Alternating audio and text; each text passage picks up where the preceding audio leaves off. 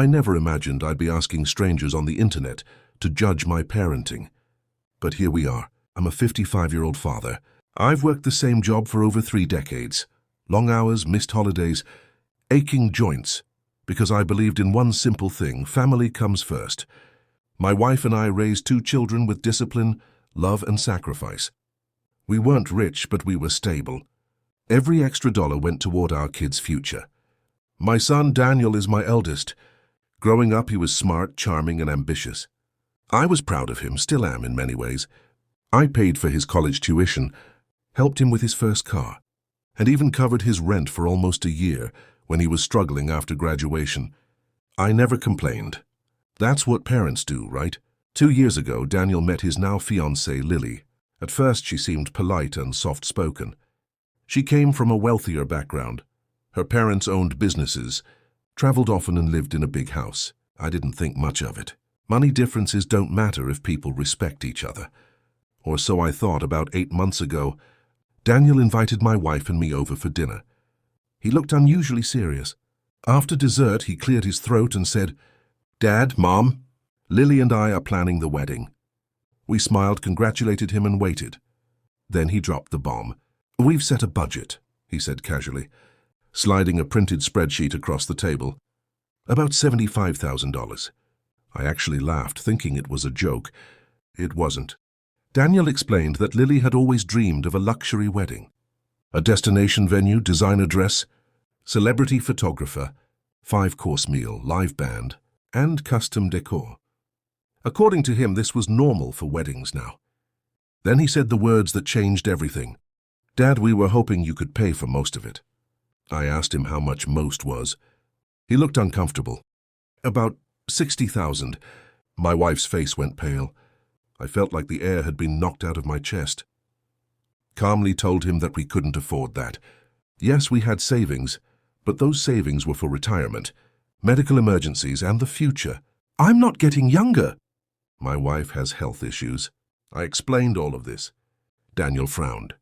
"But Dad, you have the money." That sentence hurt more than anything. I told him, having money doesn't mean it's yours. He argued that I paid for his education and helped him before, so why not this? He said, "It's my wedding. I only get married once." I replied, "And I only retire once." That's when his tone changed. He accused me of being selfish.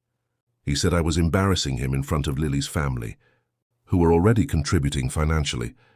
He said, "What kind of father refuses to pay for his son's wedding?"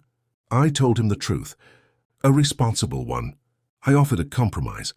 I said we could contribute $15,000, which was already more than I was comfortable with, but I wanted to help.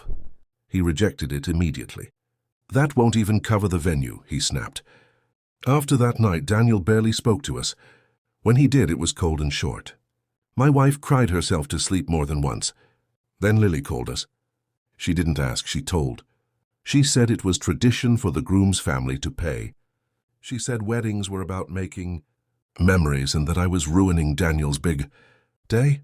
She even implied that if we didn't help, it would damage our relationship forever. I was stunned. I told her respectfully but firmly. That emotional blackmail wouldn't change my answer. After that, we weren't invited to planning meetings. We weren't asked for opinions.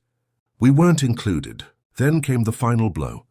Daniel called me one night and said, "If you don't help pay, Lily doesn't feel comfortable having you at the wedding." I asked him to repeat himself. He did. I felt something break inside me. I told him, "If I have to buy my place in your life, then I don't belong there." He hung up. The wedding went ahead without our financial support. Lily's parents covered most of the cost, and Daniel took out a loan for the rest.